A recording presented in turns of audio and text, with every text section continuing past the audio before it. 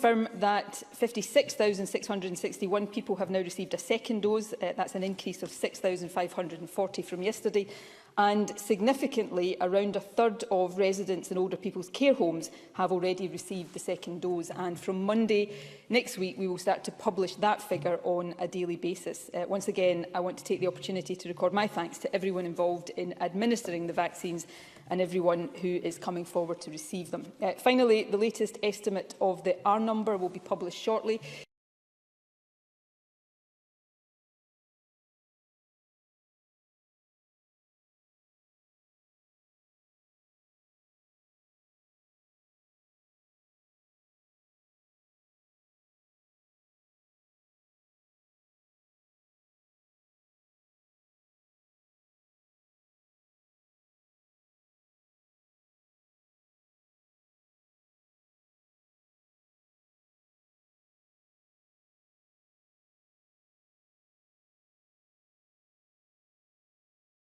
Over the next few weeks. But for now, as vaccines do their work and as we learn more about controlling the new variant, it is vital that we proceed with caution. So I would ask people for now to stick with the stay-at-home advice. It is very difficult, but it is also working, and it is allowing the vaccination programme time to do its job and start to take more of the strain of suppressing the virus. So I would ask people to continue to stay at home and thank them for doing so. Thank you very much. We'll turn now to First Minister's questions. I would encourage members to press their request to speak buttons if they wish to ask a question, and I call Ruth Davidson. Thank you, Presiding Officer. I have nothing to hide on this, nothing whatsoever. That's what Nicola Sturgeon said about the Alex Salmond crisis that is engulfing her government and this Parliament. So if she has nothing to hide, can I ask the First Minister if she will publish her evidence to James Hamilton QC over multiple ministerial code breaches?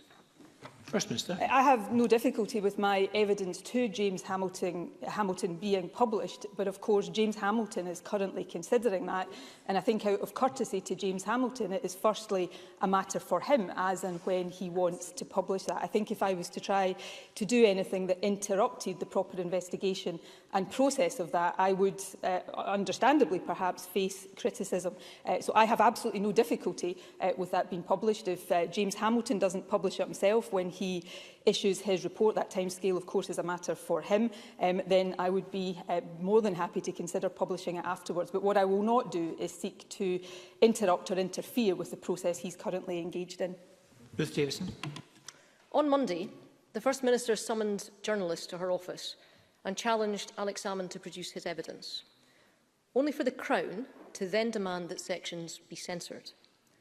Alex Salmond's evidence states this: the First Minister told Parliament that she first learned of the complaints against me when I visited her home on the 2nd of April 2018. That is untrue and is a breach of the Ministerial Code. First Minister, that is one of the sections that the Crown Office intervened with Parliament to remove, despite the fact it has been widely published elsewhere. It doesn't risk identifying complainers, which we all agree is an important safeguard for women who have already been grossly let down by her government. What is it about those two sentences of evidence that is so damaging that they should be censored? Or is it just that they are damaging to the First Minister? First Minister. Well, first of all, the fact that Ruth Davidson has stood up and perfectly legitimately recounted that version of events, which of course I will give my own account when I appear before the committee next week, demonstrates that all of Mr Salmond's allegations and claims about me are in the public domain. They have been widely reported, and I would fully expect, have always fully expected, to be fully and in detail questioned about all of those allegations when I appear before the committee next week. There is nothing in terms of publication or non-publication of evidence that has ever led me to expect anything else. I absolutely expect to be questioned on all and every aspect of this, and I will answer those questions fully and to the best of my ability, and people can judge those answers as they see fit. What I will say, though, is this. Scrutiny of me and the Scottish Government, because the Scottish Government has made a mistake in this process, is not just legitimate, it's absolutely necessary. And I don't shy away from that. I have waited a long time now to appear before the committee, and I am glad that I will finally have that opportunity next week. But anyone who is suggesting that prosecution decisions or decisions that the Crown Office takes in terms of upholding court orders is in any way politically influenced or politically driven is not just wrong and not just completely lacking in a single shred of evidence to back that claim up, but I would also suggest that they are signing up to a dangerous and quite deluded conspiracy theory that risks undermining the integrity and the well-deserved reputation of Scotland's independent justice system. And political debate is right and proper. Politics is not, should not be for the faint-hearted. But I think all of us actually have a duty to conduct those debates in a way that doesn't unfairly trash the reputation of people who are doing their jobs, doing them independently of government. Ruth Davidson. Presiding Officer, here's why all the redacted parts of Alex Salmond's evidence are important, because they're exactly the parts that expose the First Minister. On the BBC twice, she claimed not to know of anything about sexual misconduct claims before April 2018. 3 separate times she told Parliament that she found out from Alex Salmond himself that month. But she's been desperate to shut down everything about the secret meeting in her office the month before, because it wrecks her whole argument and confirms that she misled Parliament. The truth is, she knew about those allegations before April 2018. And worse, we know now that she discussed sexual harassment complaints against Alex Salmond with her Chief Executive, with her Chief Civil Servant and with her Chief of Staff in November, 4 months earlier.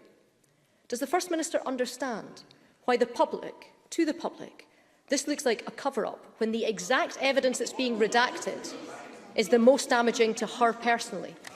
First Minister. You see, the problem with Ruth Davidson standing up here and recounting all of this and suggesting that it is some kind of cover-up is this. Every single allegation and claim and assertion that she has just made there was included in the written evidence that I submitted to the committee and that has since been published. I submitted that, if memory serves me correctly, back in August last year. I've been waiting since then to appear before the committee. So all of that, the meeting on the 2nd of April, the meeting 3 days earlier on the 29th of March 2018, the fact that a completely separate matter, a media query, came to the SNP in November 2017, that's not a cover-up. I put that in my written evidence and I submitted it to the committee months ago. And people can go onto the Scottish Parliament website right now if they want and look at that. So it's not a cover-up. I expect to be fully questioned on all of these matters when I sit before that committee at long last on Wednesday of next week. Wednesday, I think, by my count, is the 6th date I have had in my diary to appear before this committee. They've all been postponed up until now by the committee for reasons I understand. But I want to sit in front of that committee and I want to address all of these questions. Scrutiny of me is, as I said earlier, it's important, it's necessary, it's entirely legitimate. What is not legitimate is to pursue a conspiracy theory, a scorched earth policy that threatens the reputation and the integrity of Scotland's independent justice institutions just because you happen to dislike this government, and to sacrifice all of that, if I may say so, Presiding Officer, on the altar of the ego of one man. Ruth Davidson. People can see your deflection for what it is, First Minister. Just answer the questions. Because this sorry affair isn't just tarnishing the First Minister's own reputation, it is damaging the institutions that it is her responsibility to uphold. Majority votes by members of this chamber to produce legal advice ignored. Crucial evidence, freely available elsewhere, censored. Promises of openness and transparency broken. The Chief Executive of Scotland's ruling party caught calling for the police to be pressured, the reputation of the Scottish Government tainted, the standing of this Parliament diminished, a culture of secret and cover-up that is only growing, and it is all taking place on Nicola Sturgeon's watch. And there's just one further question I want to ask. First Minister, is saving your own skin worth all the damage that you're doing? First Minister. No, the most important thing to me is the reputation of our country, the integrity of our institutions, and I will always act in a way that protects exactly that. But, you know, there is a reputation here that I think is perhaps disintegrating before our eyes, and it's not mine, may I say, but Ruth Davidson has just gone through there a litany of nonsense. She accuses me of deflection. What deflection? She asked me in her previous question about meetings on the 2nd of April and the 29th of March 2018. She accused me of a cover-up. I simply stood here and said it's a strange cover-up when I offered the information in published written evidence to the committee. It's hardly a cover-up when I've been waiting for months with 5 previously postponed dates to appear before a committee. I'm simply making the point that it is possible, and it used to be possible in this country, to have rigorous, robust scrutiny and political debate without a scorched earth policy of conspiracy theory and damaging the integrity of the independent institutions of the country. It is not me doing that, it is me seeking to stand up to them. And can I say this, Presiding Officer, finally? Ruth Davidson wants to lecture the rest of us about democratic integrity. But that's the same Ruth Davidson who's about to depart this elected institution, dodge an election, take a seat in the unelected House of Lords, where she will pursue a political career at the taxpayers' expense, but never have to ask voters for their permission ever again. I don't think Ruth Davidson is in the position to lecture anyone about democracy. Question 2, Jackie Bailey. Thank you. Jackie Bailey. Thank you, Presiding Officer. Applause before I even start. At the heart of the committee set up to consider the Scottish Government's handling of harassment complaints are 2 women who have been failed by the Government. The committee's role is not to investigate the complaints, but to understand what went wrong, why the women were failed, so that women can never be let down like this again. I welcome the First Minister coming to the committee next week, but it is legitimate to explore some of the issues in the context of the Ministerial Code investigation led by James Hamilton QC. One such issue concerns meetings held with Alex Salmond's former Chief of Staff. Those meetings were the precursor to the discussion between Alex Salmond and the First Minister herself. But astonishingly, I understand that the identity of one of the original civil service complainants was revealed to the former Chief of Staff and then conveyed to Mr Salmond. This is an extraordinary breach of confidentiality. On whose authority was contact initiated with Mr Salmond's former Chief of Staff? On whose authority was the name of a complainer revealed? That action was certainly not about protecting the interests of the women involved. Did the First Minister authorise the contact? And if not, then who did?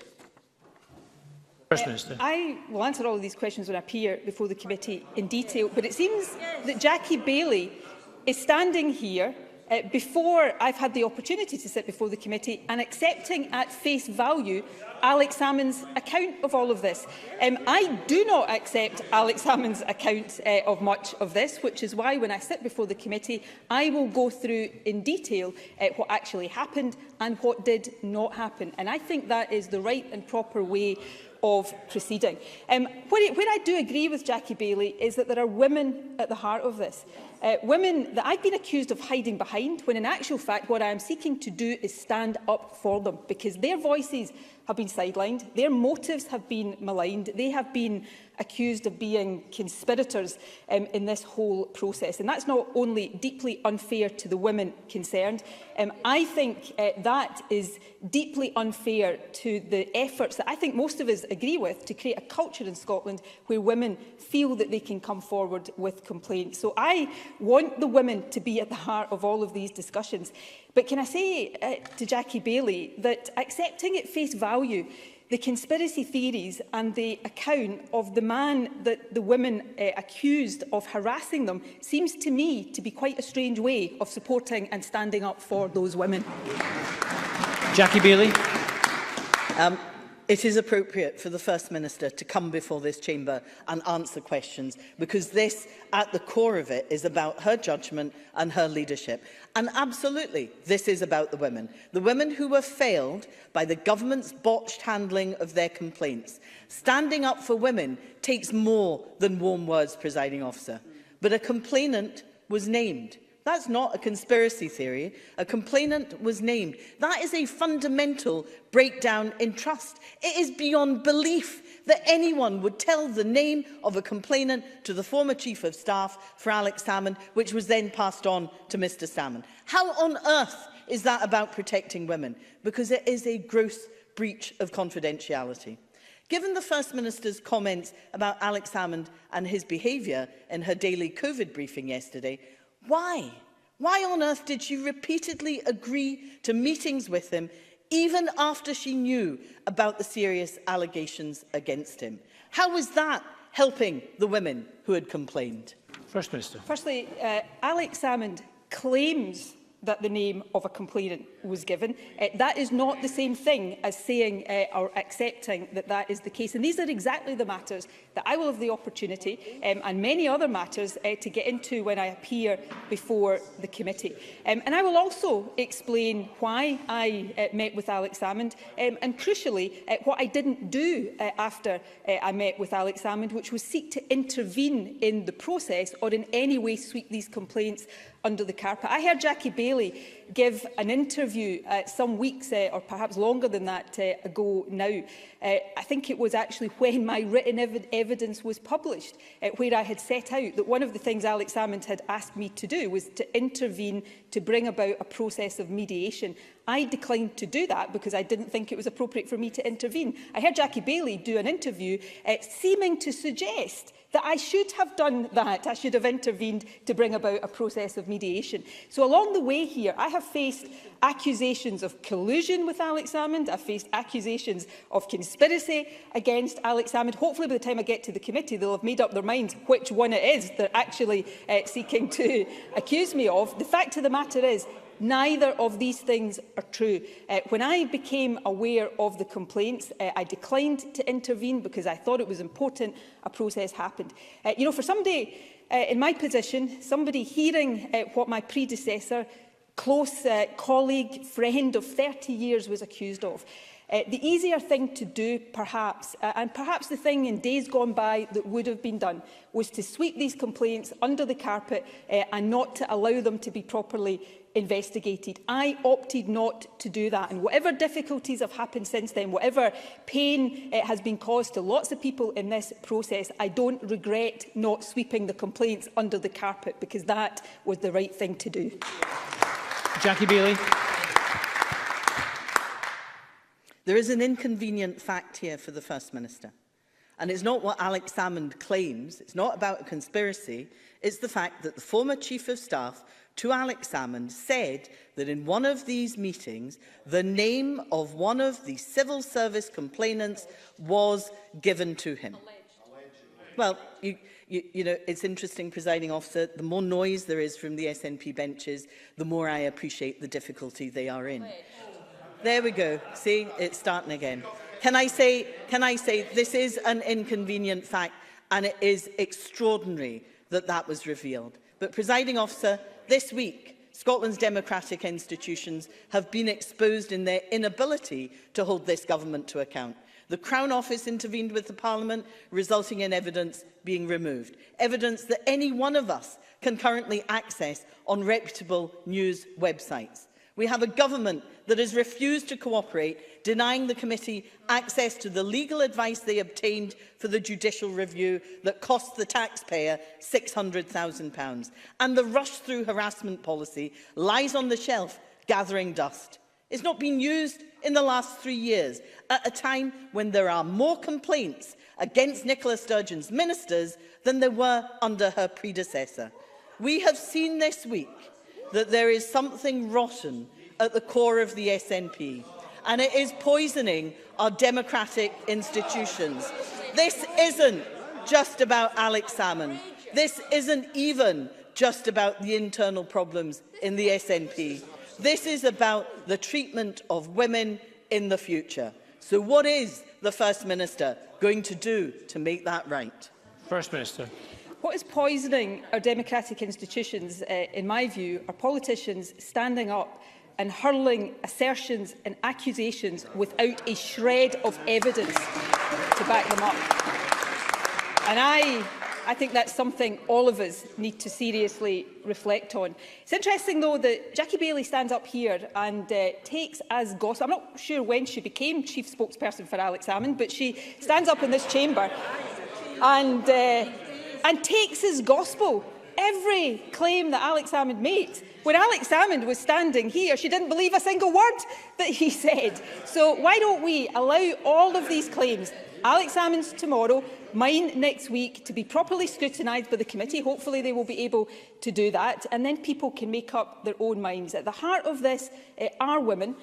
Women who came forward with complaints, first to the Scottish Government, later to the police, and the police independently investigated all of that. It was right that the Scottish Government put in place a process to allow complaints to be investigated. It was right that when they came to light, before I knew about them, that the Government didn't sweep them under the carpet, albeit the Government made a mistake. And when I became aware, it was right, in my view, that I did not collude with Alex Salmond to make them go away or sweep them under the carpet. That may have led to difficulties. That has certainly made Alex Salmond very angry with me. I think that is self-evident, but that was the right thing to do, because if we are to be a country where women can come forward, then all of us, yes, we need to have a rigorous political debate, but we all need to respect the independent institutions, the justice system, highly respected, and all of these institutions, so that Scotland is a place where the culture says to women, if you have been harassed, no matter how powerful the person who might have harassed you, you can come forward and your claims will be treated seriously. Question 3, Willie Rennie. Jackie Baillie's just made a very serious point about the handing of the name of a complainer over to Alex Salmond's Chief of Staff. So just to be clear, is the First Minister saying categorically that that did not happen, that the name of a complainer was not passed on to the former Chief of Staff of Alex Salmond before the meeting on the 2nd of April? To the very best of my knowledge, I do not think that happened. Willie Rennie. What I want to understand is, following the revelation that this was an allegation, did the First Minister herself investigate this matter to find out the truth as to whether this information was passed on? Because an absence of action on this from the First Minister would be negligence in that respect, because there is corroborating evidence that this did happen. So is the First Minister saying that they are lying?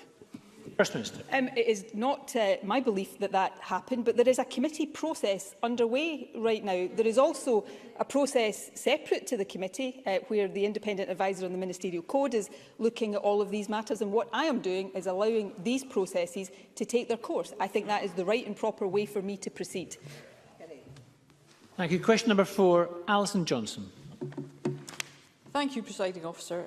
This week, National Records of Scotland revealed that before the pandemic struck, Scotland had the highest death rate amongst homeless people in the UK.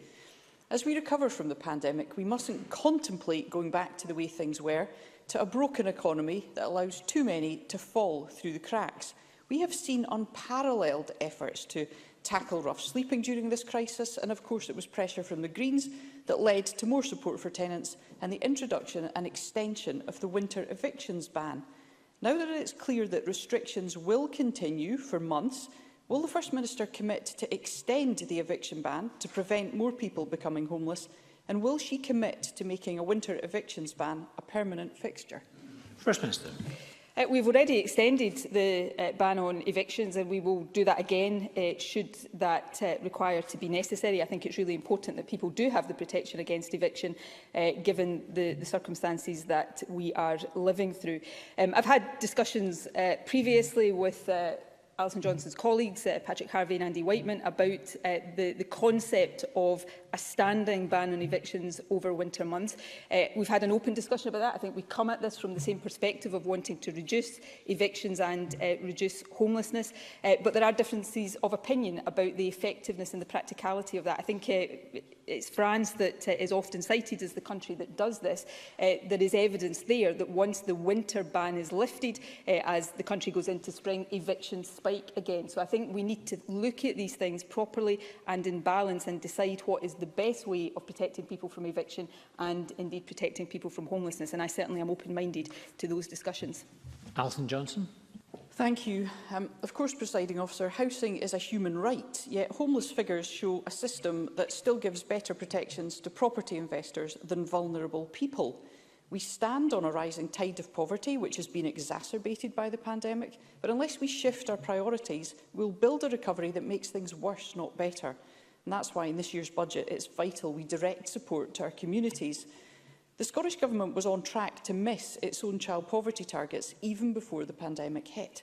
Now the need is even more urgent. So will the First Minister show more ambition to boost household incomes, whether by strengthening the social security net, cutting public transport costs, making homes warmer or providing more free meals for children in Scotland now?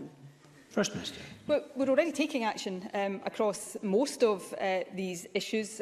For example, it's because of our concern about meeting our child poverty targets that we've introduced the Scottish Child Payment, which of course has recently launched, and money will start to go into the pockets of low-income families from that. We've also set out plans and indeed had constructive discussions in last year's budget process with the Greens around concessionary travel for younger people to reduce the cost of public transport. We have already made clear from my party perspective, if we are re-elected in May, then we will introduce free school meals all year round for all young people in primary school. So there's lots of work here still to be done, and I would be the last to suggest otherwise. But equally, I think, to be fair, this government has a good record in terms of putting in place policies that actually tackle poverty and child poverty in particular, and I hope we are in a position to continue that in the next Parliament. Thank you. Question number 5, Stuart McMillan. Thank you, Presiding Officer. To ask the First Minister how much the Tenant Hardship Loan Fund has paid out to date to support tenants who are struggling with rent arrears. First Minister. We opened the £10 million Tenant Hardship Loan Fund on the 7th of December to offer interest-free loans to support tenants in managing and preventing rent arrears. The loan, of course, is only one part of the support available to tenants, and there are other, perhaps more sustainable options like housing benefit or discretionary housing payments. The loan fund is part of wider actions to support tenants alongside extended notice periods, the ban on enforcement action in level 3 and 4 areas, the introduction of private landlord pre-action requirements and increases to discretionary housing payments. As of the 15th of February, the loan fund had paid out or offered more than £200,000 to 73 tenants, but I understand a further 357 applications are currently being processed. Stuart McMillan. Thank the First Minister for that reply. I've been contacted by a local lighting agent on behalf of their clients who appear to be struggling to access the Tenant Hardship Loan Fund. Out of numerous applications, only one to date has had a positive outcome. I've also been informed that the two main issues, first of all, the inability to actually check whether a tenant's application has been accepted or rejected, and secondly, in addition to being unable to follow the progress of an application, and in cases where it has been rejected, it's not clear as to why this is the case. First Minister agreed with me that the Tenant Hardship Loan Fund is an important way to help tenants who are struggling with rent arrears, and that when an application is rejected, an explanation should be given to the tenant outlining why this is the case, signposting them to other support services, should this be necessary? First Minister, yes, I do agree with that, and that is provided and certainly should be provided. Tenants are provided with contact details of the loans administrator and a unique application number when they submit an application so that they can check the progress of their application. There's also a range of information and support provided for applicants, and in cases where a loan is turned down, information is supplied on alternative sources of financial support.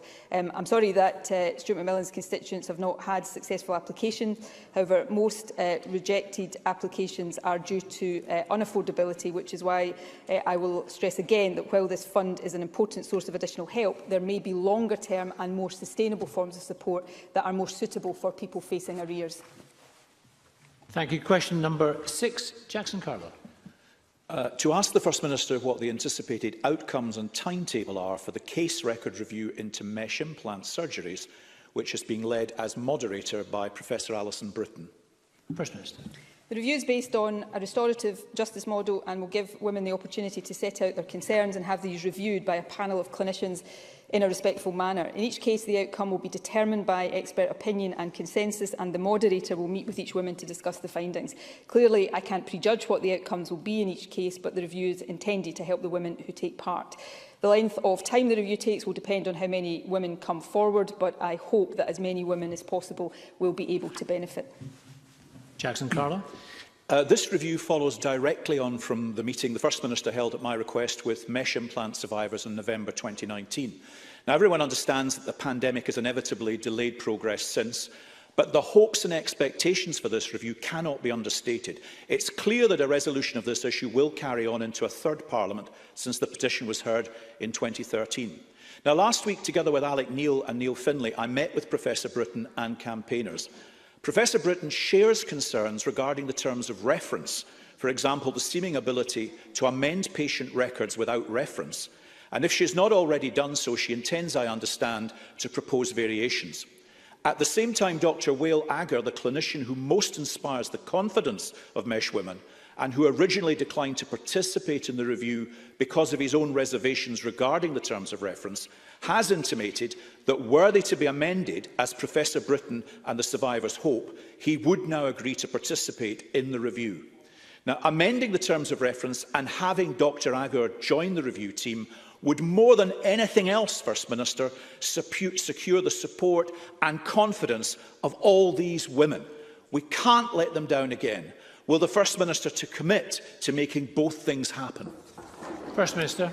Well, I don't know if Professor Britton has raised her concerns about the remit with the Scottish Government yet. The Health Secretary is indicating not. She is, of course, perfectly free to do so, and we will take any suggestions she makes very seriously. Obviously, without knowing in detail what amendment she wants to the terms of reference, I can't stand here and give a commitment to agree, but she is clearly in the position that we would listen very seriously to what she says. Dr Agger was asked to be part of the review, but he did decline. If that was to change, or if the reasons for his declining in the past were to change and he was willing to reconsider, I'm sure that is also something that we'd be open to.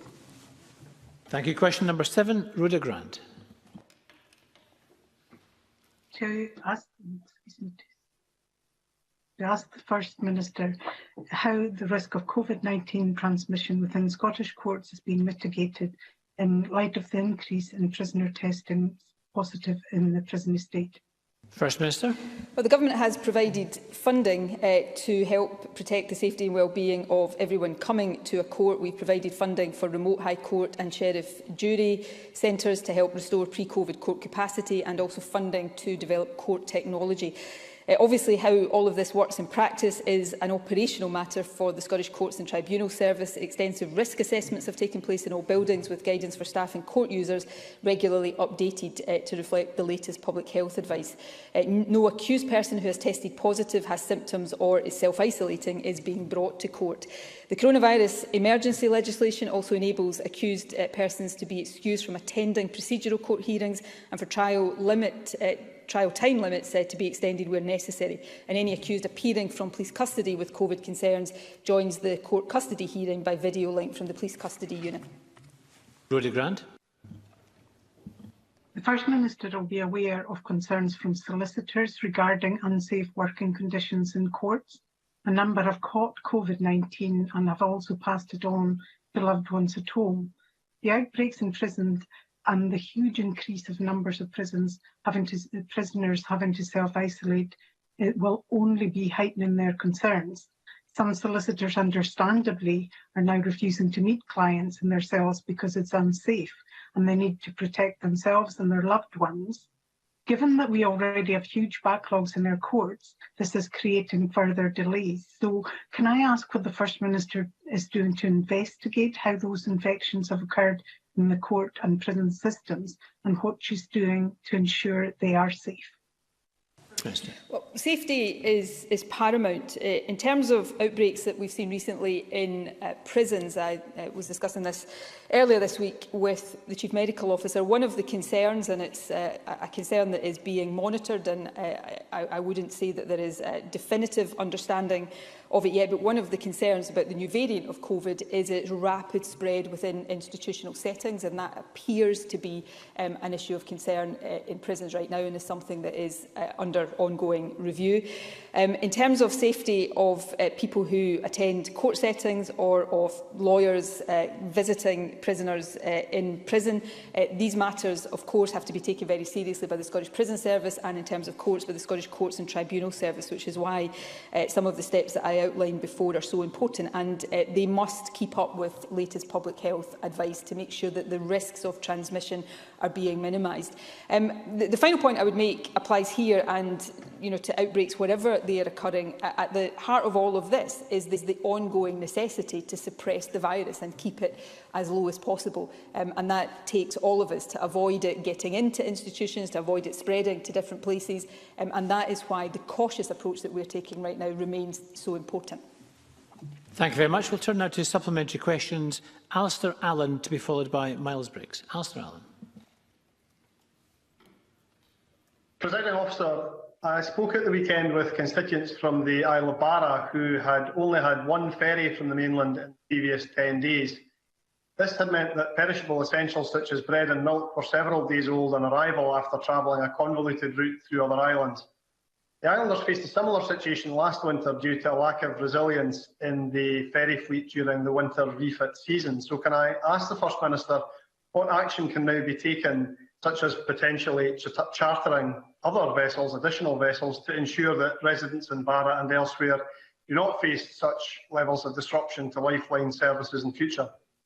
First Minister. Well, I certainly acknowledge the frustration of customers during periods of disruption, and we are firmly committed to supporting vital lifeline services. The decision to delay or cancel a sailing is never taken lightly, as the operator always recognises the importance of the ferry services to island and remote mainland communities.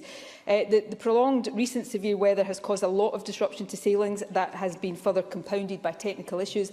The operator has taken a number of actions to continue to support the vital lifeline services. These include moving the MV Hebrides to cover Oban-based services in order to provide lifeline services to Col, Tiree and Barra, and moving the MV Lord of the Isles North. I'll ask the Minister for Connectivity in the Islands to provide the member with more information, but I want to give an assurance that these are issues that we understand the importance of.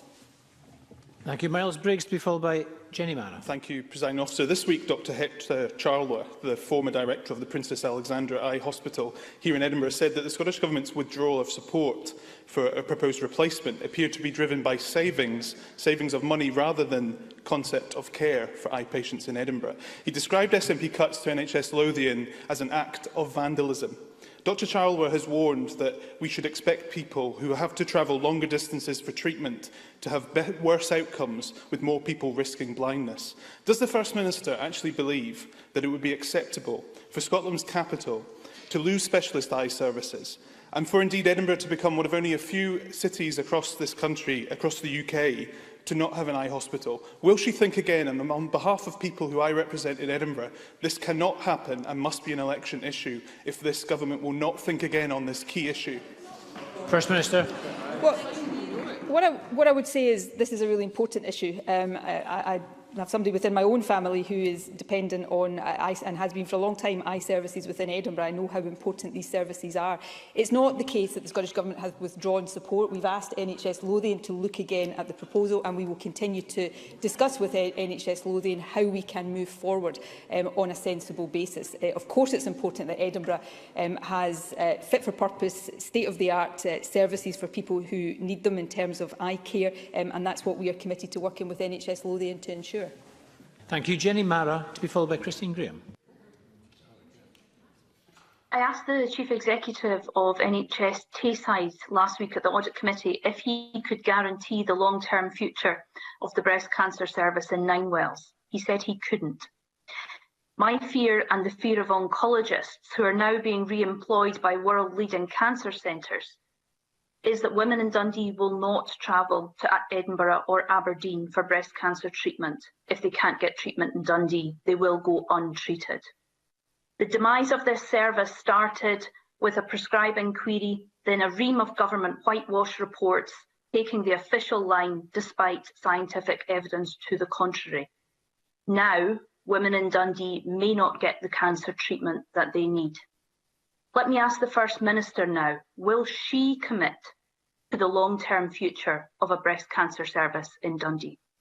First Minister. I certainly want to see breast cancer services have the long-term future in Dundee that I'm sure everybody in Dundee wants to see. I'm very happy to look into this in more detail in terms of the reasons behind the statement of the NHS Tayside Chief Executive and understand the basis for those and reply to the member in more detail. But I want to be very clear, I don't think it would be acceptable or appropriate for women in Tayside to have to travel long distances for essential breast cancer support and care. So if Jenny Mara forgives me, I will get further detail on this and come back to it as soon as possible.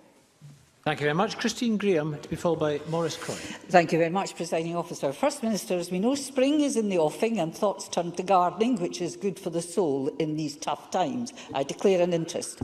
But while you can buy plants and gardening equipment in B&Q and supermarkets, garden centres, most of which are mainly outdoors, are restricted to click and collect, which the Horticultural Trades Association has claimed has provided only 3% of the usual turnover, and this is an important time of the year for them. Can I ask if the Scottish Government will revisit this, as it does not appear to be a level playing field and is impacting not only on small local garden centres, but all the local growers who provide seasonal stock? First Minister. I'm not sure my soul is yet quite as troubled as requiring me to take to the garden. My apologies to gardening. Sorry, Rosanna Cunningham is about to give me into trouble. My apologies to gardeners and horticulturists. I know how important it is, and I'm going to just move on now before I get myself into any deeper trouble. I know how important gardens are to all of us, including me, and how important the spring and summer period is to the industry. Limiting many garden centres to online and collection was a really difficult decision we had to take to ensure we suppressed the new, more transmissible strain of the virus. We haven't taken the approach of prohibiting sales of particular items within essential stores. It's up to the individual retailer to decide this, provided they operate within the guidelines. Garden centres remain open in Tier 3 areas, and as is set out this week, I'm hopeful that we'll be able to see a phased but significant reopening of the economy in April, and that would include the opening of non-essential retailers. But can I just reassure people, in case anybody got the wrong impression from the light-hearted start of that answer, is gardens and garden centres are really important to everybody across the country. Thank you. Maurice Corrie, to be followed by Elaine Smith.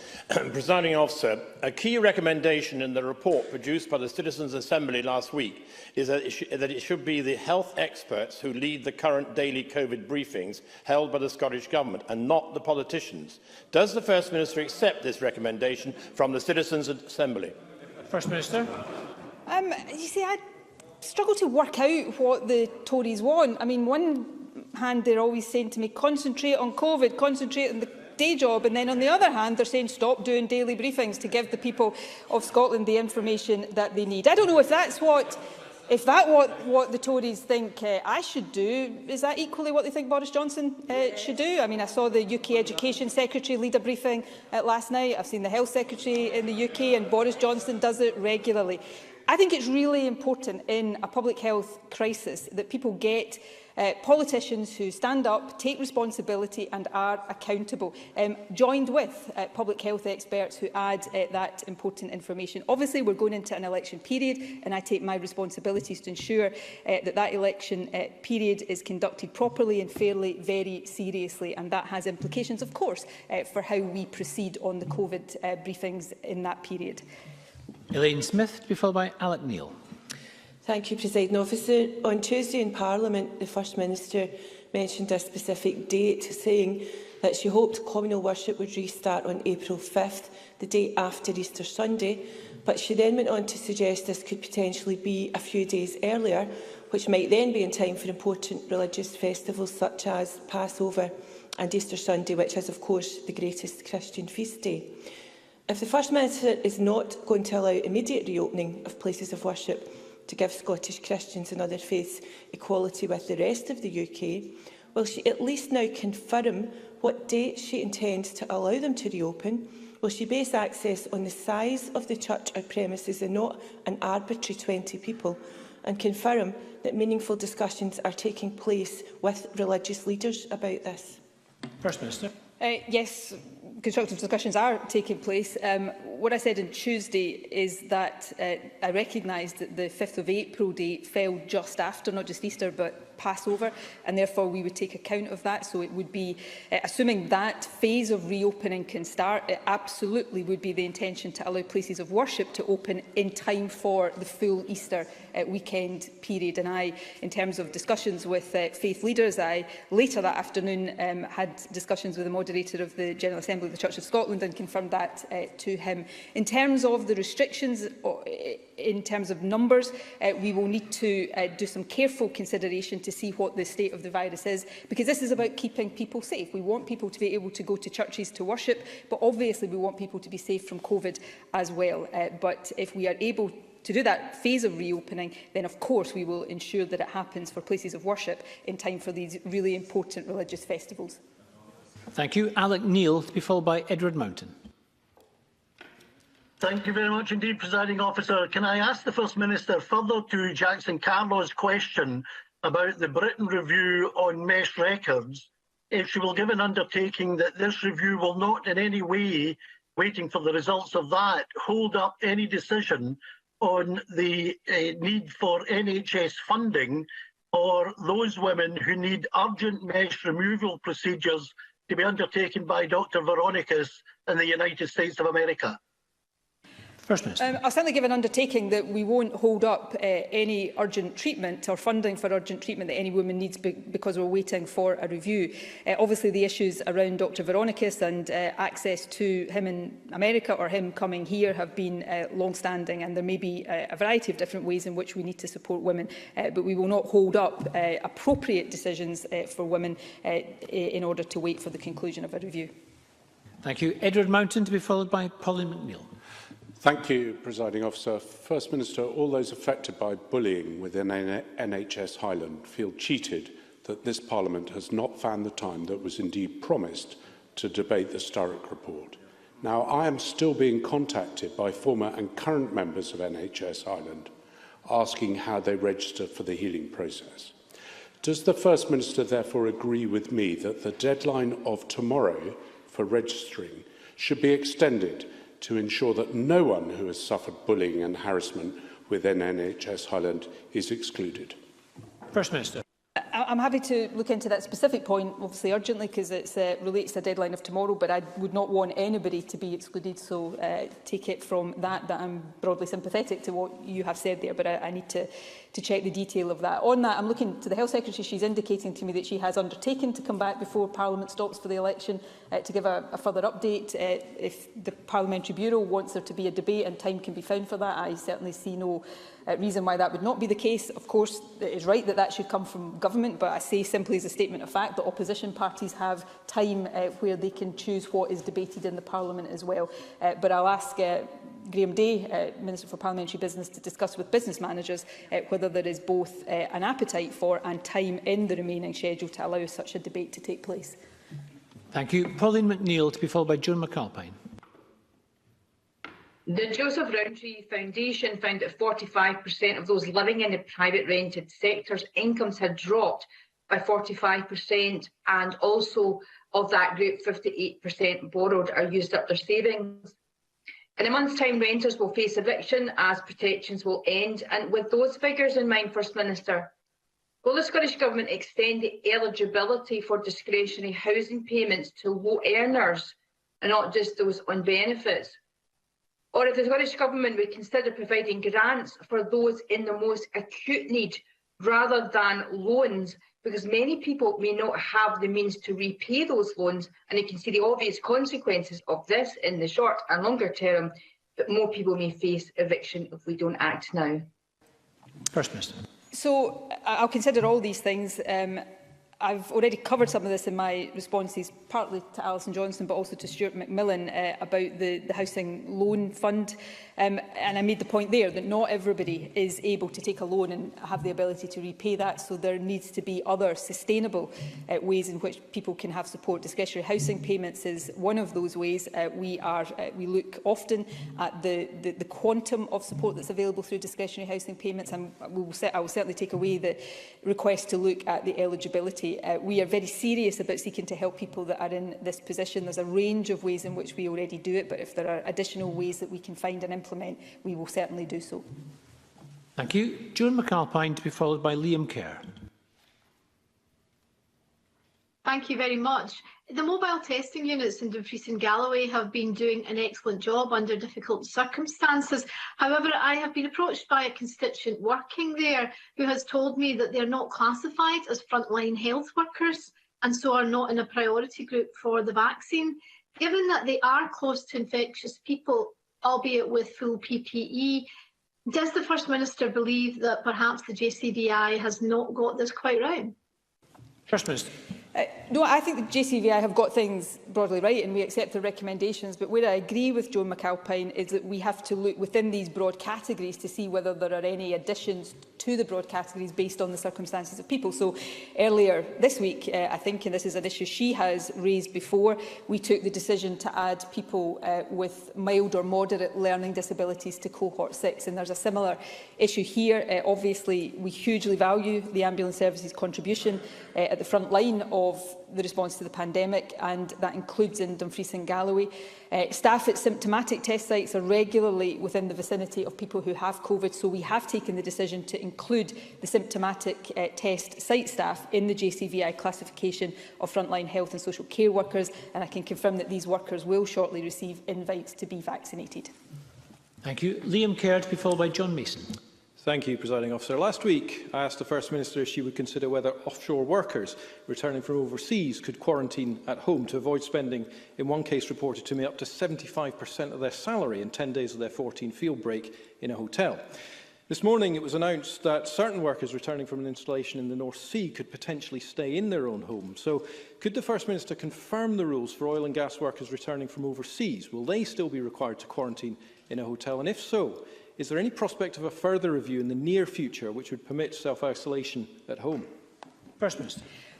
We review this on an ongoing basis, so we will always keep arguments and changing evidence under consideration. On the particular point, I will write to the member as soon as possible, because I want to make sure I confirm exactly where we've got to with the consideration of oil and gas workers before confirming it in the chamber, but I'll try to get that information to him as quickly as I can. Thank you. John Mason, to be followed by Graham Simpson. Thank you. The Scottish Government's cautious approach to COVID has been very successful, and I personally very much welcome it. If we continue to make good progress as we have been, is it possible that restrictions could be eased more quickly? First Minister. Yes, of course. I mean, we have an obligation under the coronavirus legislation to assess the ongoing necessity and proportionality of the restrictions that are in place. That's what we do routinely every time we consider lifting restrictions or indeed imposing restrictions. That is encapsulated in the 4 harms assessment that I regularly talk about. So we set out, I think rightly, a cautious and careful step-by-step approach, but if the data allows it, we will go more quickly. Nobody wants us to be living with these restrictions for a moment longer than necessary. So let's all keep that downward pressure on the virus right now while the vaccination programme continues to do its work, and I very much hope that we'll be out the other end of this perhaps sooner than any of us are thinking might be the case right now. Thank you. Graham Simpson, to be followed by Sandra White. Thank you. Can the First Minister tell me when I will be able to visit my mother in Cumbria and when she will be allowed to visit me? First Minister. No, I can't tell the member that right now.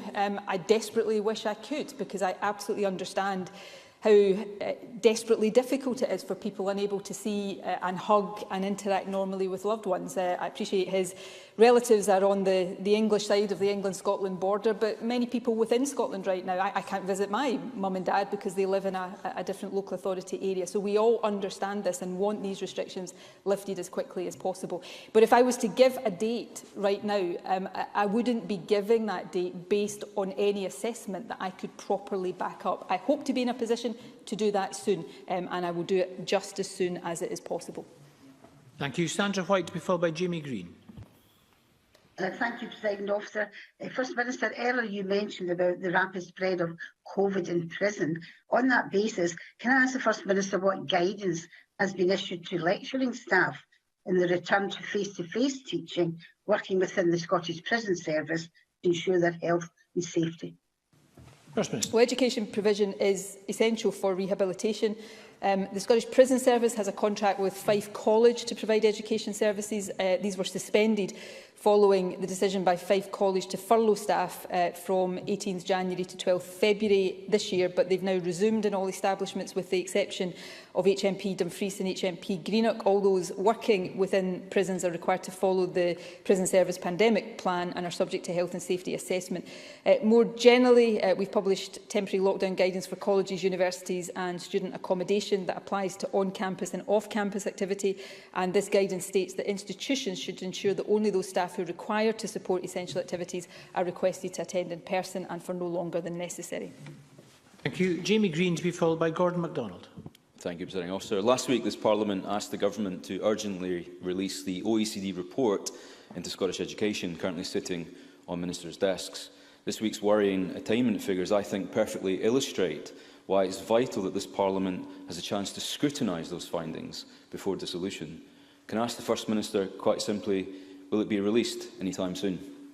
First Minister. The OECD hasn't completed its work and it hasn't completed its report. I understand the OECD will be engaging over the next period with stakeholders and will be able to update stakeholders on any conclusions that they have reached so far. As I said, I think last week in the Chamber, the OECD is in charge of the process and the timescale of this work, and if the Government was to seek to intervene in that or to truncate the timescales or to be seen to dictate to the OECD how it goes about this, I'm pretty sure that the Conservatives would be amongst the first to get to their feet to criticise us for doing that. And Gordon MacDonald. Thank you, Presiding Officer. This month we heard that Scotch whisky exports had decreased by £1 billion in 2020, a drop of 23%. The reason is partly due to the pandemic, but a significant part is due to the 25% US tariff on single malt whisky that continues to damage the industry. Can the First Minister update the Chamber on what action the Scottish Government is taking to support the removal of the tariff, and what support it has given to the whisky industry in relation to the UK budget next week? First Minister. Well, this is an important issue and we will continue to fight for resolution of this for our whisky industry, including through representations we make in terms of the budget. But not just the whisky industry, other sectors like cashmere as well. They have all suffered since US tariffs were imposed over a year ago now. They're causing significant economic harm and it is estimated at £500 million of losses now, and they are growing. The UK Government has so far failed to achieve anything meaningful despite regular public statements on this, but we will continue to press to get these tariffs lifted. The jobs, livelihoods and business affected by them matter deeply to Scotland and should matter deeply to all of us. Thank you very much, and I think I'm going to finish FMQs at that point. Business is suspended until 2:30. Thank you very much, colleagues.